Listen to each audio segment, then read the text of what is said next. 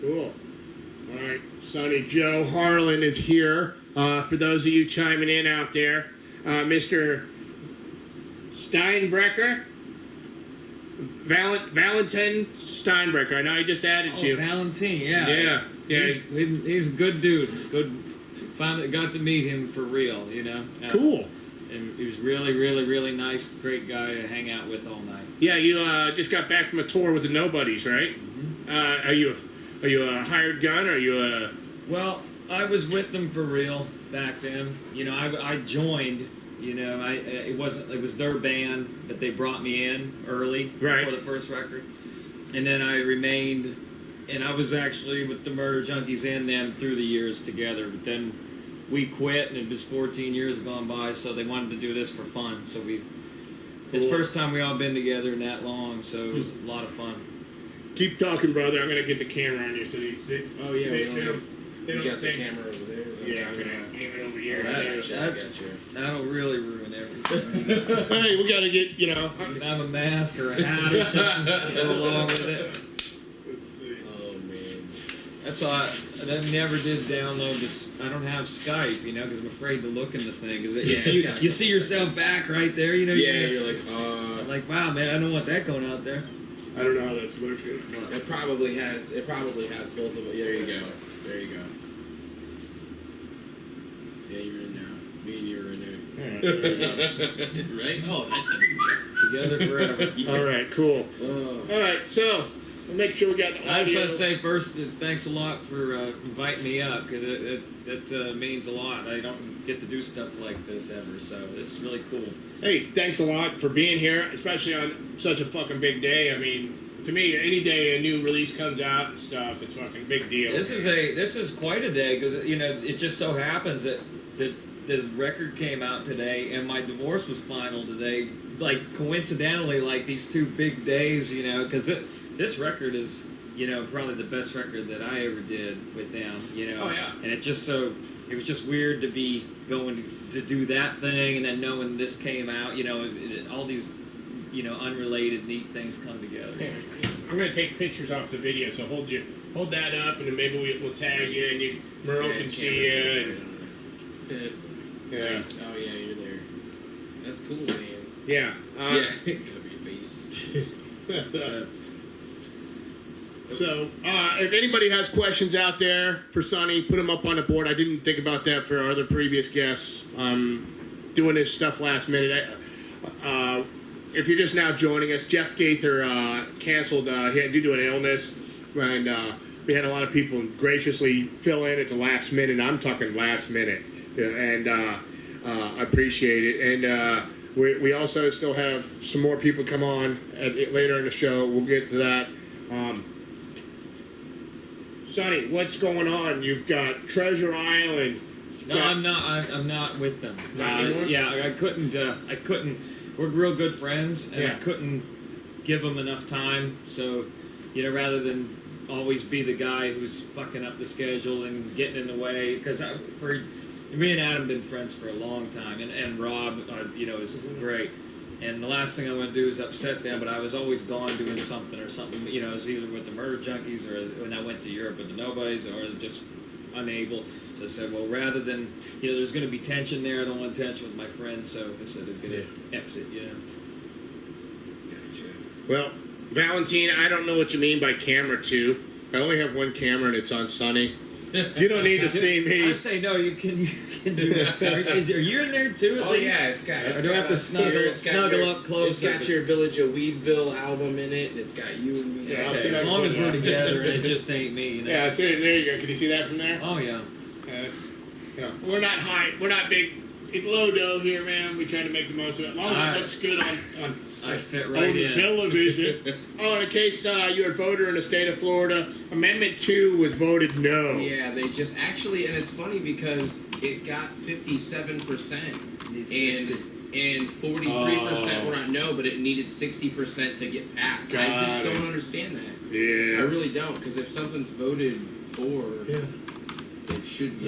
You know, I know this ain't the right thing to say, but it's probably best to continue to get weed the way everybody's getting it right now.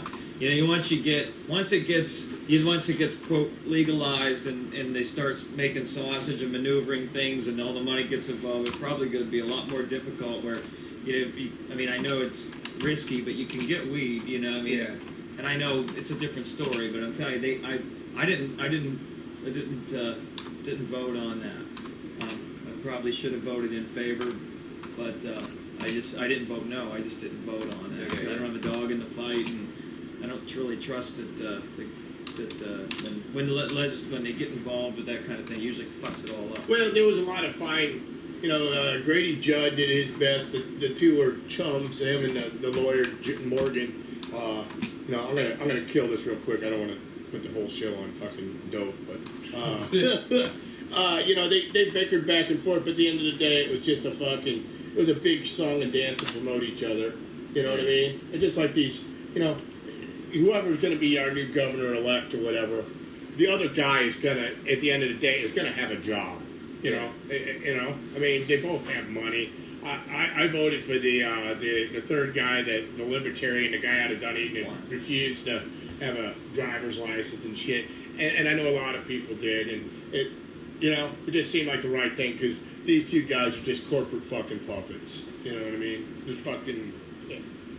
They look like you could be brothers. They're so fucking skinny and shit. You know what I mean? You got Skeletor and then the tanning man. Fucking whatchamacallit, So fuck them both. I met Chris. At least Chris came up to me and he gave me a jab in the stomach. I was at this fucking Italian or Spanish bar in St. Pete, and I go, "Hey, look, there's Chris." I didn't think it was really him because he had that snowball white hair and this tan. And he comes right over me, fucking Pier 6 it right over to me, and he gives me a jab in the stomach, grabs my hat off my head, and it was a Duff beer from The Simpsons. He goes, "What is that?" He's like, "What is that?" This is like, and I was like, and then right after that, there was a flock of girls. They started playing his music, and he was like doing a cha-cha, and he's got like 20 girls behind him. And I was like, "Good God, man, this fucker." But he used to show up at Club More.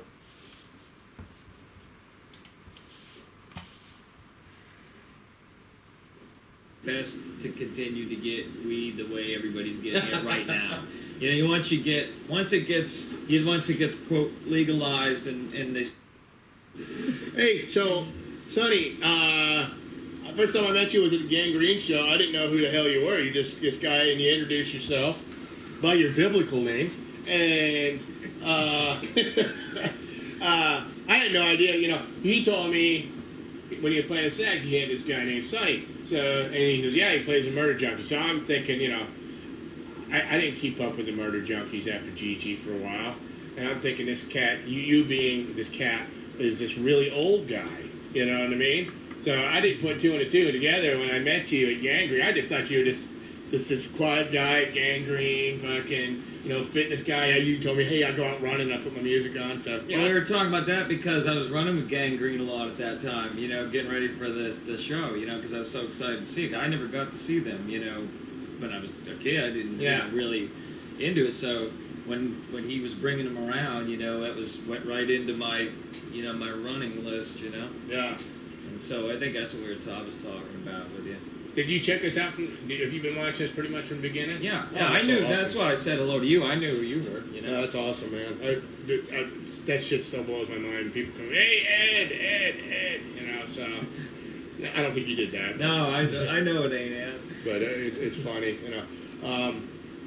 So, how's this going? Are you sold out on that? I have like 20 left, I think, and I sell still like just a couple a week on eBay. Yeah. And when they're gone, that was it. It was just a fun thing to do. It was a hobby, like I did it myself. Well, my buddy Ronnie played bass on it, but it wasn't like something to keep on. It was just something to do. That's a fucking fun record, dude. I think so too. And I don't. It's like the people who like it seem to like it a lot, but I tell you, it really, if it does not cross. Like if you don't like it, you really don't like it. That's what I found out. Yeah, what was that one? Was it Maximum Rock and Roll at Bash? Oh, they took one look at it. I don't even think he got the side too. But hey, have you ever been raided by them before? yeah, in the old days, they helped a lot. You know, like, I mean, because they liked what I was doing when I was 20 and 21. I was doing some 7 inches, and their reviews actually helped me get going back then. But, like, I don't really like that stuff that I was doing then. So, you know what I'm saying? It's like, I've changed a lot, so I can see why I don't fit into that kind of thing anymore. Yeah, well, you change for the good. That doesn't matter. So, you know, what I mean, as long as you're changing that, you're not stuck in a groove. I mean, that's what made you today. You know, the thing about it, if you make I put that Jamie Vida's art on the front of that, you know, and the guy on the back. It's kind of satirical, you know, but people don't get the satire.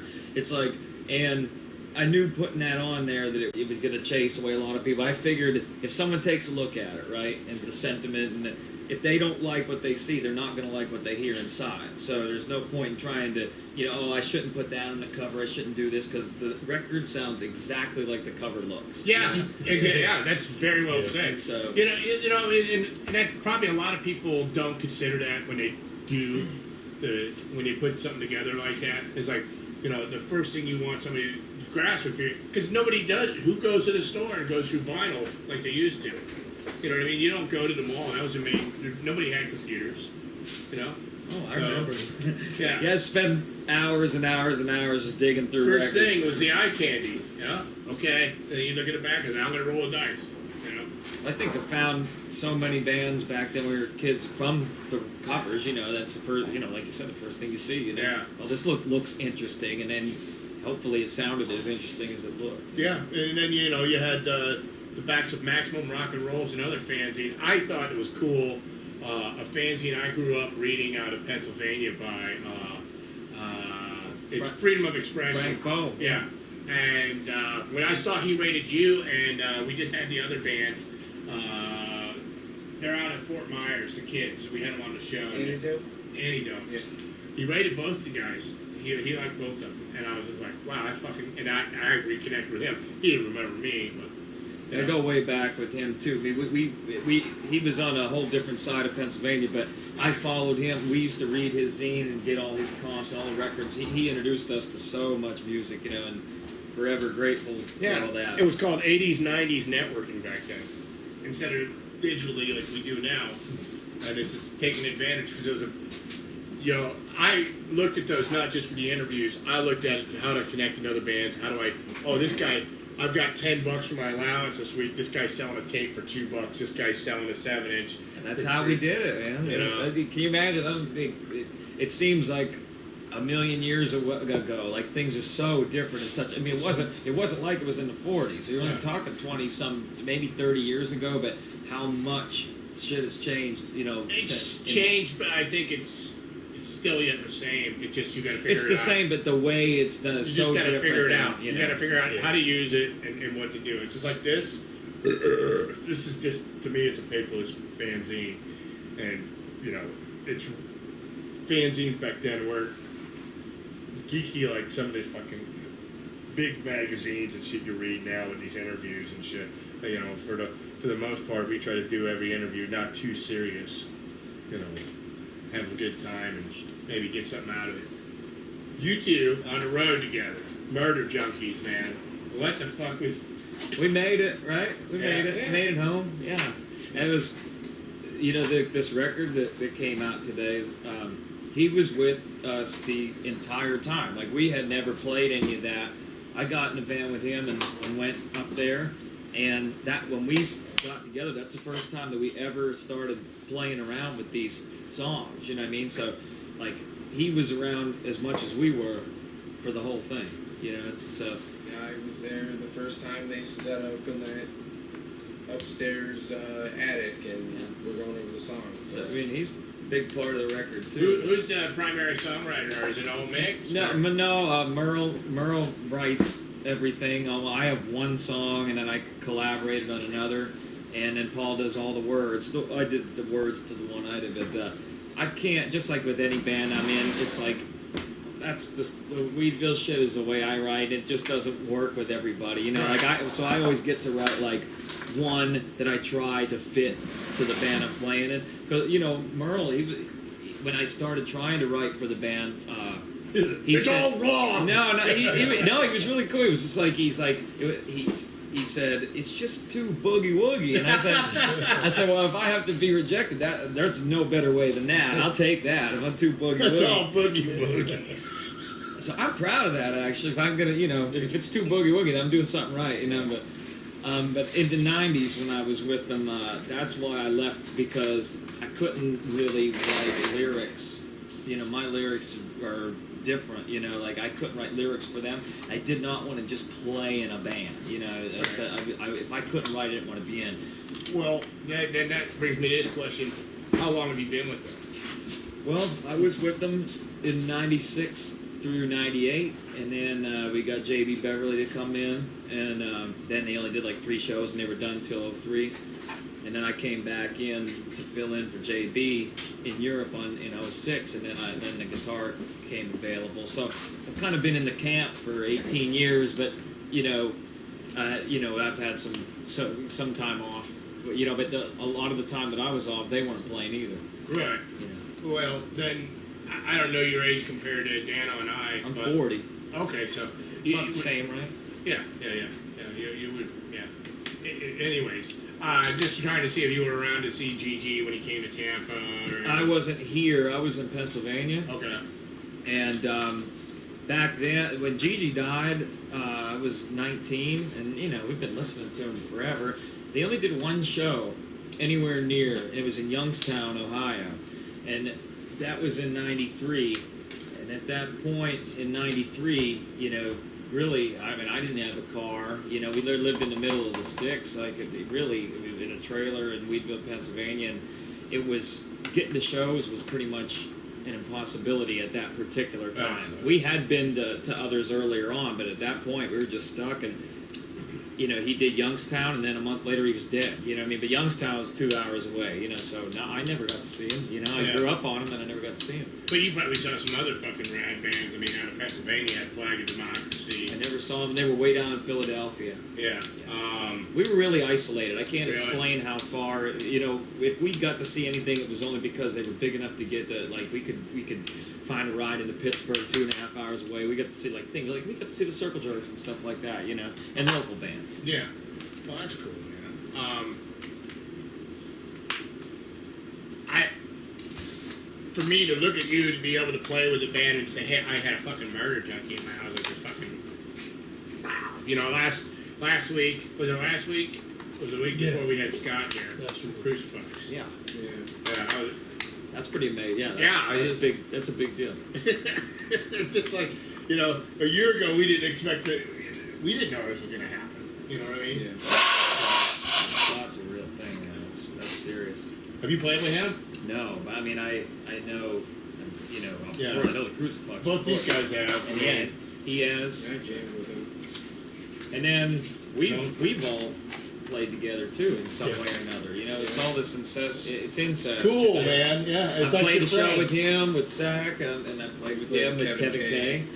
And then Ricky Rapp and the Trash Rats with Kevin K. It's like all these dots get connected. Yeah, that's fucking awesome, man. That's fucking awesome.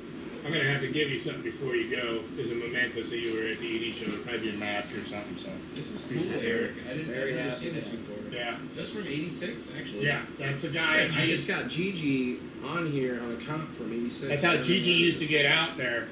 Gigi was on a lot of comps on Action Records because he was out at Hook and Sat, New Hampshire, and he was on a Dingleberry Stew comp, which was my first exposure to him.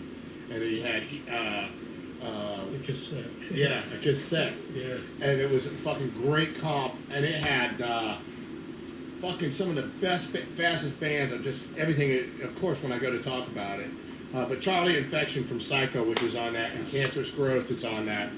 Great bands. I have that in We played with Psycho last year, and they were fucking amazing, man. Yeah, they were changed a lot. They were so good. I'm telling you. Yeah, Charlie's still drumming, man. Yep. Charlie played with Gigi Allen. Yeah, and Ball. Well, it was Psycho, but they were called Balls on that record. Ball, okay, I know the Ball. Yes. Yeah. I was like saying this. They're Psycho on their own. Yeah, Charlie Infection's very. That was one of the best Gigi records too. The one they did with them. Yeah, that was good. That was when I saw him. I think when he came to Tampa, when he did the record signing. I'm on that video. To the point where Gigi grabs me by the hair and is like almost dragging me through the fucking record store. It was pretty funny. I was just so annoying. But, Stay long. but it was a good time. It was cool seeing you guys to play in Tampa. How did that go? The finish. You did one more date after that, right? Miami or two more? We did 2 more, and they were all everything on Florida was really good. The best show was the one he did, obviously because it was such an event, But Wow, yeah, Brandon. that was the best. We've had there were some real good shows on this tour. There were some of the lowest that we ever did on this one. There was ups and downs. Yeah, I mean for the most part it was up, but when there were probably 5 or 6 shows that were like almost bust. You know what I mean? Like we won't go back there. Either where are you welcome or whatever, but. We've been in St. Pete, I don't know how many times, and they were here without me 10 years ago, whatever. And first time I ever came, no, not the first time, but I came with them to Tampa years ago. This time in St. Pete was the best show we've ever done in Florida. I tell you what, I had a good time. There's a lot of good video footage. You broke an amp at that show? Well, it wasn't Well, it mine. didn't break. It just shorted out and came back out. We fixed it, yeah. Yeah, it was Willie. fine. I don't know if I heard it was at the show or something. It was like, gee, Sonny broke another one or Oh something. no, his PV, your Oh, I went out. like Skinner says, I've blowed up another one. My third fucking show of the tour, 3rd or 4th, my amp shit to bed. I didn't have it. It was just dead weight in the van, just in the way of it. Yeah, That's pretty amazing. Yeah. on the other side, but I've seen you and I've seen the videos and shit. I'm right there next to Merle and shit, on that side when you guys played. But and then I seen you at Off. What did you think of that show? Amazing. That's the I don't know 3rd or 4th time now I've seen him. We saw him together in Manhattan. Him and me. That was some night too. That was definitely an evening to we recall. slept on the sidewalk in Manhattan. he at least had the sense to sleep upright. I was flat down on the ground. Why were rats crawling on you? No, it wasn't like that. It was just outside of the train station. Yeah, By that time, we had quite a few to drink.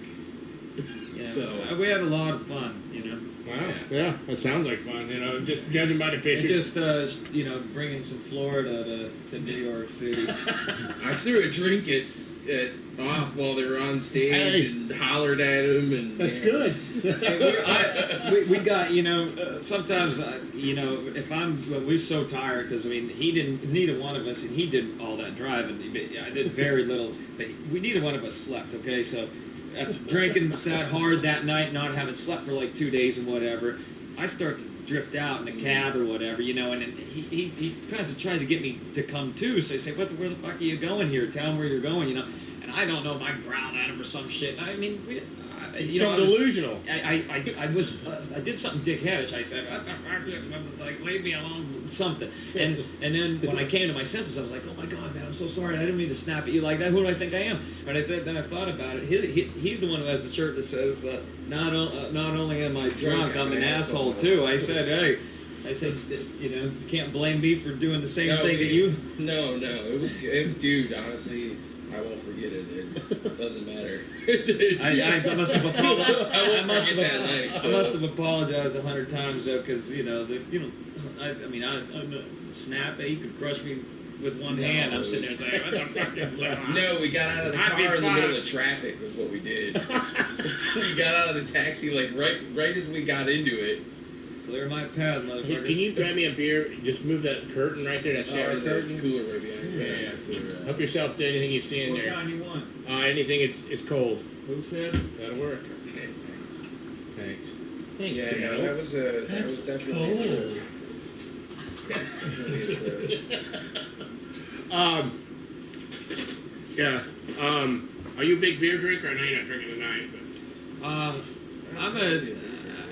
I drink beer, not a whole lot. I usually drink whiskey and Diet Coke. Whiskey and Diet Coke. I got some Crown in the other room.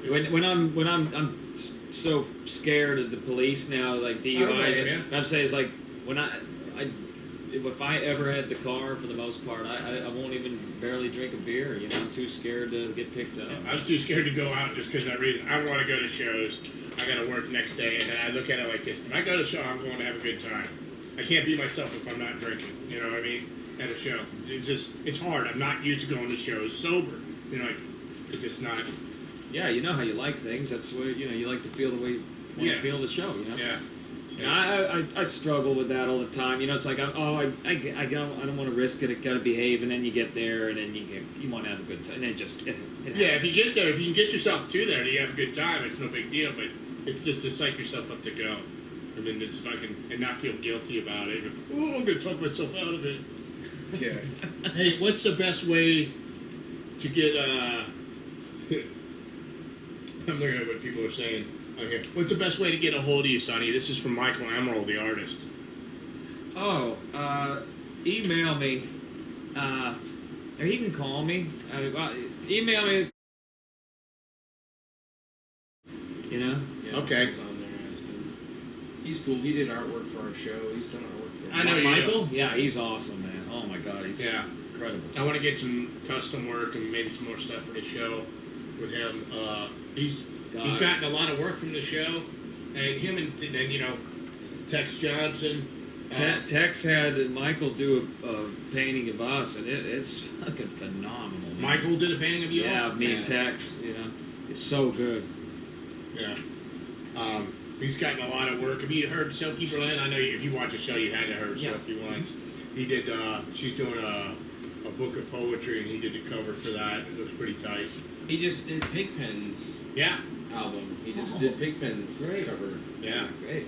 He's pulling it out, man. So good for you, Michael. We want to do some more stuff with you. Hey, Ellis. Ellis from Rat Cafeteria is checking us out. Hi, Ellis. Valentin, just refresh your page if you're having issues. Sonny is a badass guitar player. That is from Ellis. Thank you, Ellis. I'm a big Rat Cafeteria fan. Yeah, did you ever check even from the Griff days, way back when? Well, I know it goes back further than that, but I wasn't around, you know. Right. That's cool. Yeah, Ellis, you got to come out here soon, man. I think you were going to come out tonight. We probably had room for you. You know, we're gonna do the big reconfiguration here in the studio. Hopefully, the next 2 days, so we'll have more space in here. And then I don't know if I told you, Sonny, but eventually we're gonna turn one of these rooms into a practice studio, like the bands can play. So maybe you can come out. Maybe what's going on with you now as far as playing? Are you just taking a hiatus and just concentrating on life? I don't know. I'm recording on Thursday. I mean, I'm always making something or playing something, but as far as I just can't. I used to say I can't plan more than 3 months ahead, but now I can't plan more than a week. So what I do is I know I'm in the Murder Junkies. I got that going on. That we'll do another one this year. I'm supposed to go to Brazil in February. Wow. And so how's that work with your new job? Well, I'll just leave it. You gotta do what you gotta do. I mean, I don't have any kids or nothing, so I'll figure something out. But I want to play. Oh, there's one thing I'm gonna do. One of the last things is there's this guy up in Boone, North Carolina, Josh Williamson. He was in this band Low Life, and him and me go way back. In a way, he was in North Carolina punk rock bands. Used to always cross, but him and I have been writing songs together, and they're fucking turning out. We're sending files back and forth, and I don't know if it'll turn into a quote band, but we are definitely. It's going to be some of probably the best music I ever been involved in on my own. Got a name? Not really. I think he wants to call it Big Ol' Rail. Like you could look at that in a few different ways. Sounds like a good Christmas show. Cool, man. Well, keep us in mind with that. Thanks a lot, man, for inviting me up. Thank you so much. Yeah, man. How about can we come back to you? We'll play some of those new Murder Junkies. Yeah. Can I request one, whatever the song is? Whenever you're ready to play the next one. Let me pull it up because what track are we looking for? I think my favorite is "Fuck Standing Up." Okay, let me see if I can find it. Those lyrics are.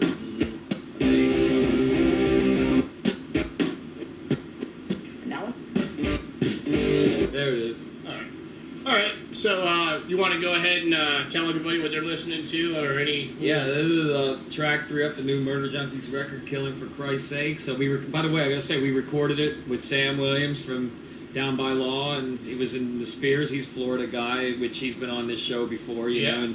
And Sam did our first one of this era of the band, and we went back to him to get it right for this third one. So this song is called "Fuck Standing Up." It's pretty hilarious, real good too. Cool, man. Thanks a lot, Sonny. That's Thank a good you all. idea. Thank you.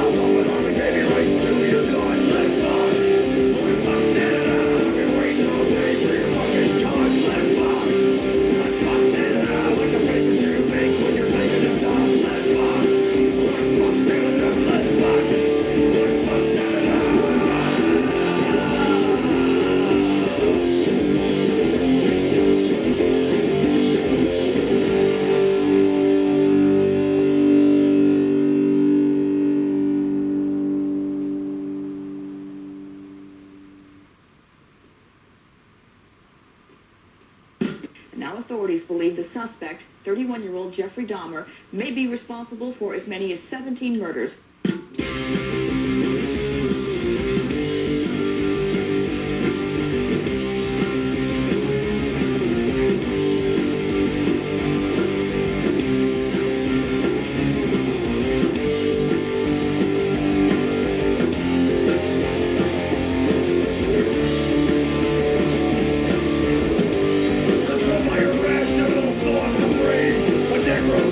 I can see my hate. Out of the town,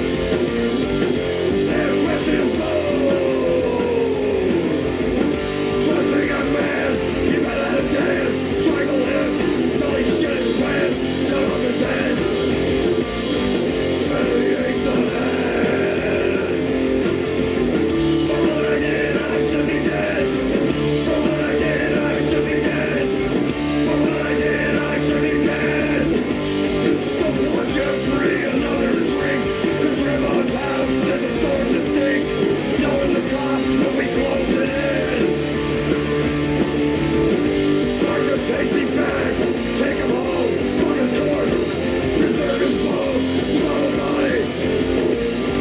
So no longer will know. Aspiring actor, young male whore, chop on his head, preserve his balls, disregard his torso, like a household chore. For what I did, I should be dead. For what I did, I should be dead. For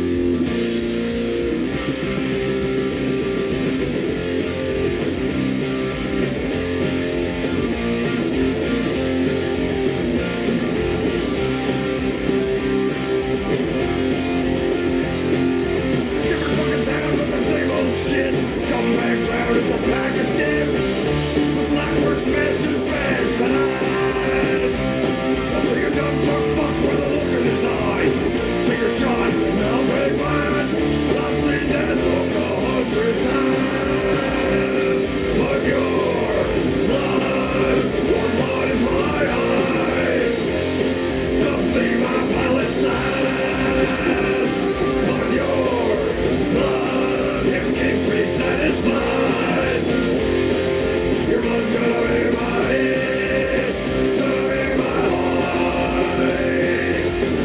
Everybody in the punk rock scene, they're all cowboy and wanted beats. That ain't the company that I seek. See your bitch all alone. You look better with a broken nose. It's time to send your fat ass home. But your blood's my high. Come see my violent side. But your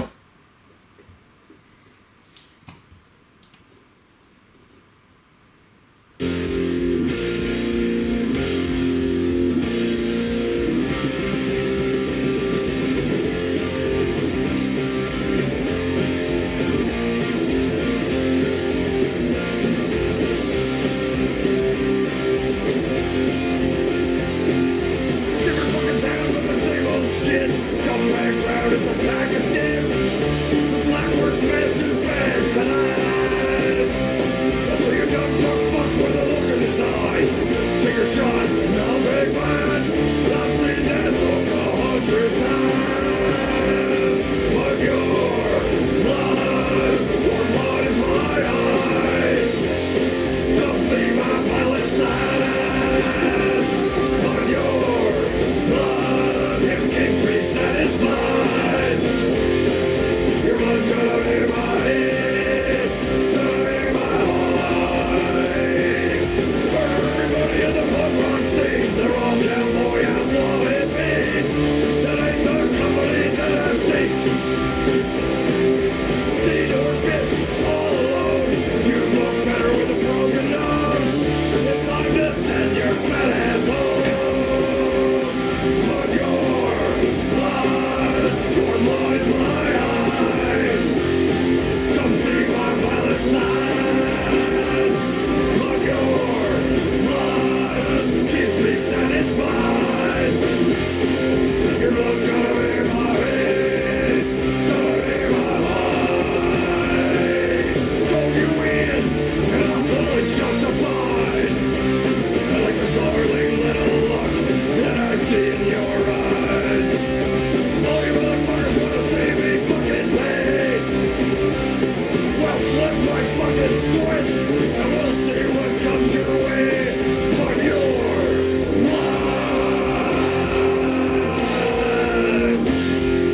blood's gonna be my head.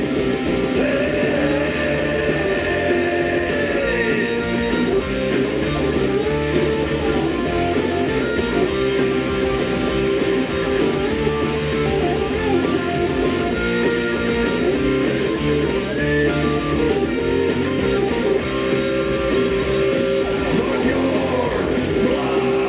your blood is my eye. Come see my violent side. But your blood, it keeps me satisfied.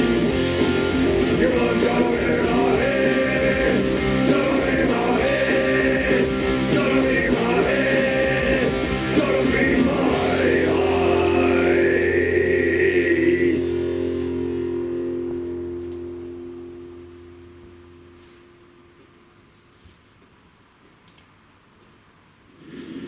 Okay, so we were just talking about the Ampeg, and you missed all that. So sorry, everybody. You got a second time in you, Sonny? Are you over that? Hey, it's pretty cool guitar. There you go. We summed it up. There's the cliff notes. Yeah. Sorry you missed that. You play a 2006, right? Yeah, it's not an original, but I swear it's every bit as good. Cool.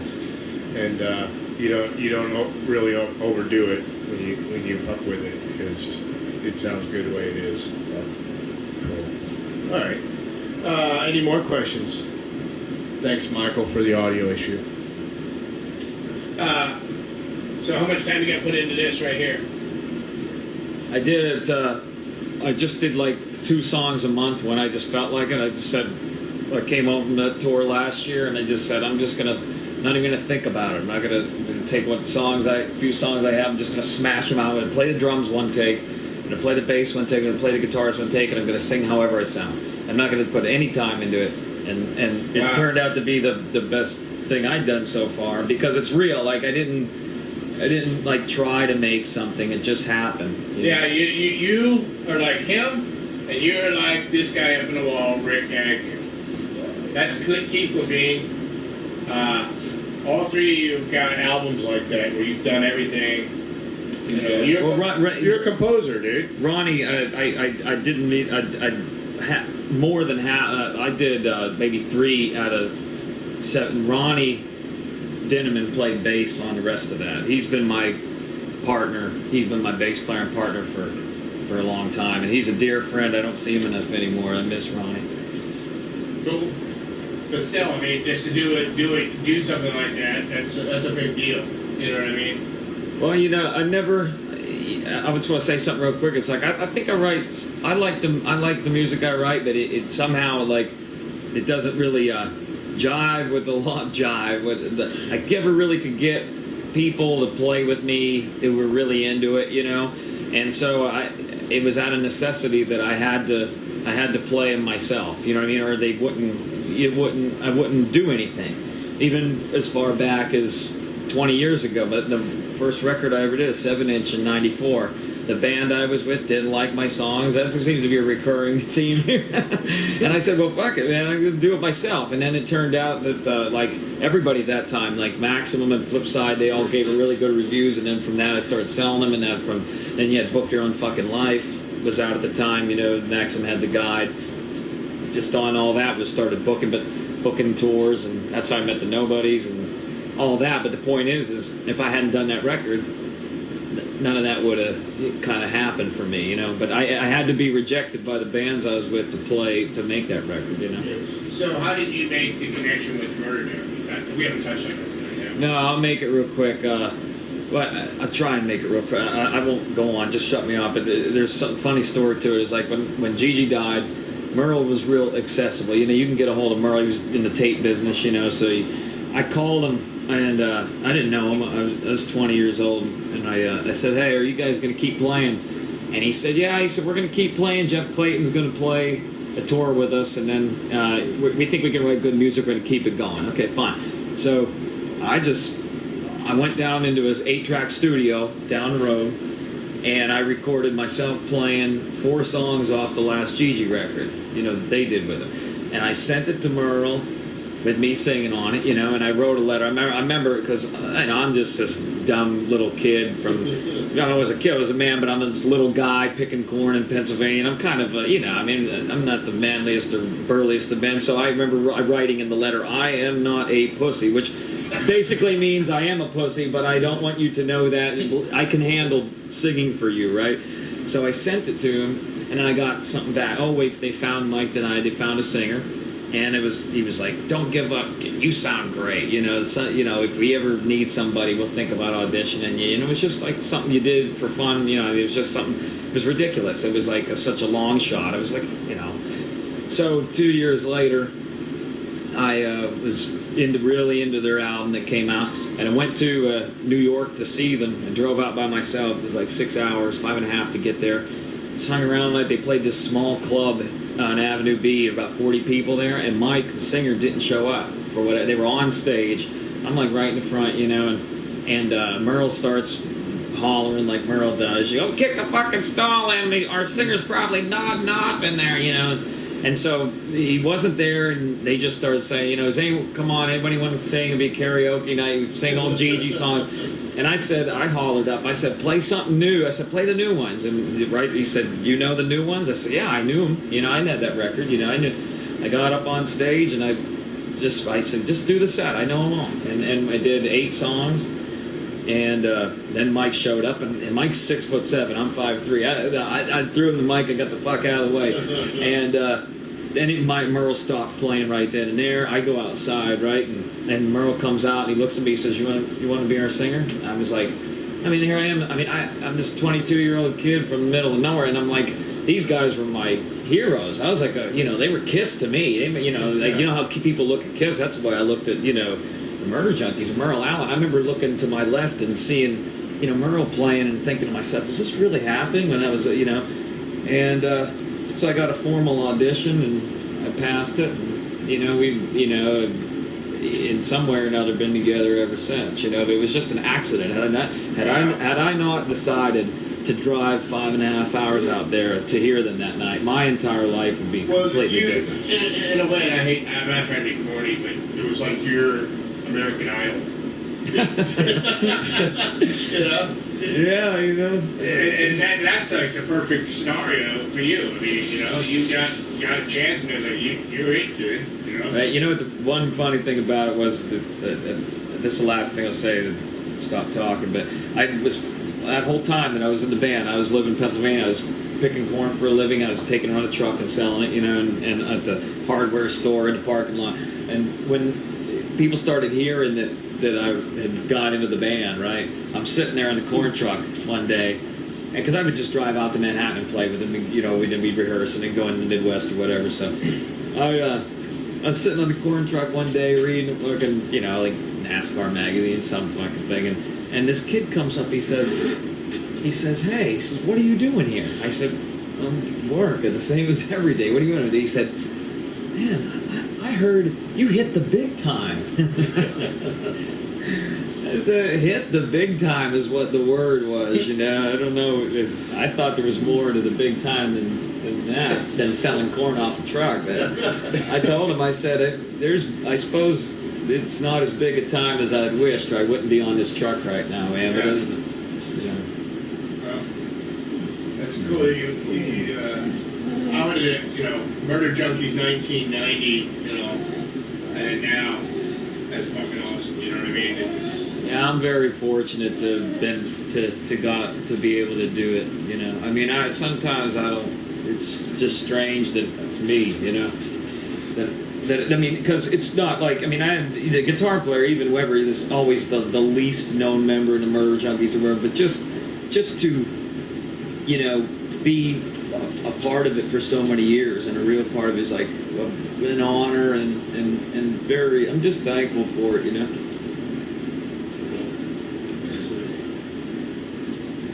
I gotta say real quick, Merle Allen has been, one of the best friends that I could ever have, for many, many years. Yeah, I first hooked up with him, I think either on MySpace or on Facebook, and I always jumped on anything I could afford to buy. I mean, he puts up there. I mean, he's like I always had to be a musician. He's like a walking. He's a souvenir salesman. Yeah, yeah. And I watched him sell his clothes that he wore for the entire tour. yeah, he showed his own body. He showed his new Vans for the next tour. And I'm like, I wonder how much these ones are going to go for at the end of the tour, Yeah. Trying to sell toenail clippings and balls of snot and you taking it on a truck and selling it, and at the hardware store in the parking lot. And when people started hearing that I had got into the band, right? That's funny. All right. So, we talked about that. Anything that you want to talk about that we haven't touched on? No. I just, thanks a lot, Yeah. Thanks for having me, I think the next, there's the Murder Junkies, just, look for, keep in touch with me, and I have this thing, I guess it'd be called Big Old Rail, and that'll be a real good bunch of music too. Me and Josh Williamson, it might not get past, it might only be to be listened to, it might not be a band, but it's going to be really good. Cool. Be a nice cross between punk rock and Molly Hatchet. Molly Hatchet. he's a Molly Hatchet fan. I've seen him, I don't know, the other night. 56 times. Yeah, I know. That fucking working Ginny shit, and I man, had ruins your tickets, and I life. was like, I wonder I if saw him at Sonny- Born to Ride last year, but I was so bummed out because Black Oak, Black Oak, Arkansas was there. Artemis Pyle. Yeah. I mean, I'd seen Black Oak. I met Jim Dandy, and I saw him with Molly Go Hatchet. Jim Dandy. Yeah, hell yeah, to the rescue, man. He likes that. Jim Dandy to the rescue. Yeah. Hey, I definitely. I haven't played them on here, and I'll have to play some. I'll play some of my dad at the end of the show. But I can remember that one show with, I'm trying to think of the guy's name, and they played that song on there, and I fucking, he was dating Goldie Hawn. They played it in that movie. I don't know, anyways. I have no idea what you're I just, talking about there. yeah, it's all I good. can't think of it. Yeah, I'm in La La Land. What up? We got radio sounds. I guess it's good time to go to some music and get our next guest queued up. Is that cool? Yeah, that's cool, man. All right. What do we got? Play something boogie woogie. Are we gonna play some Black Oak? Weedville? Yeah, I got some weed. Play some vinyl. Mm-hmm. Sounds good. You're on Maybe Reverb I'll have Nation? one more beer. Got a reverb? I'll pull it up on that. I think that new song with that I did with Josh is on there. I think, but I had to do the whole thing. He's not singing on it yet, but he wrote the words.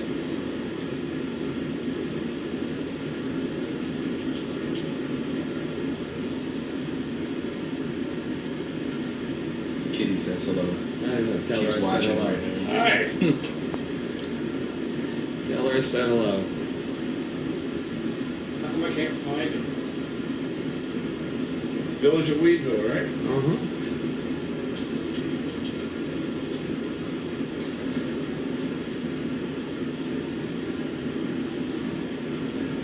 I saw the little picture. Yeah, I pushed enter too fast. Is the whole album up on here? No, there's like 4 or 5 or something. We'll play something else.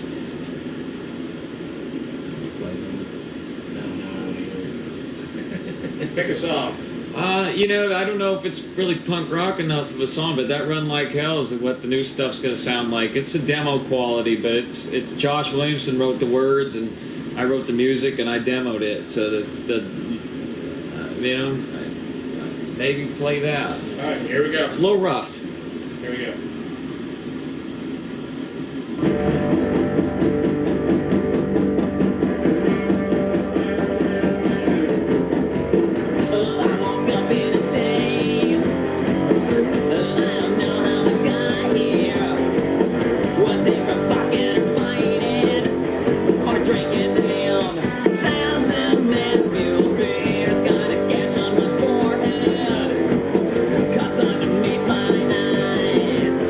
There's blood on my shirt, a knife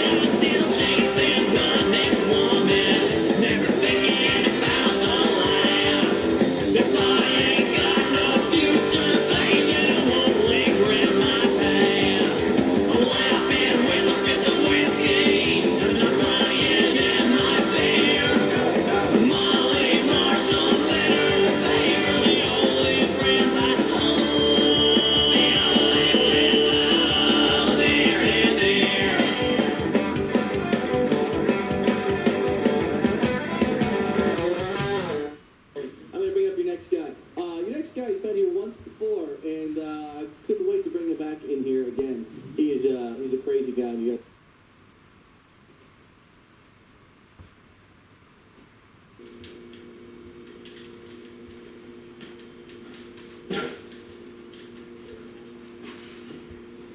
Oh man, you look rough. Oh, dude, fucking, I feel rough. Oh, Oh shit, my God. man. You gotta be hungover as hell. I don't care. Oh, the hair of the dog. Thank God. Oh man. Oh, what the fuck happened last night? I got so drunk, dude. I woke up in the hallway. Yeah, you passed out on the stairs, so at least you made it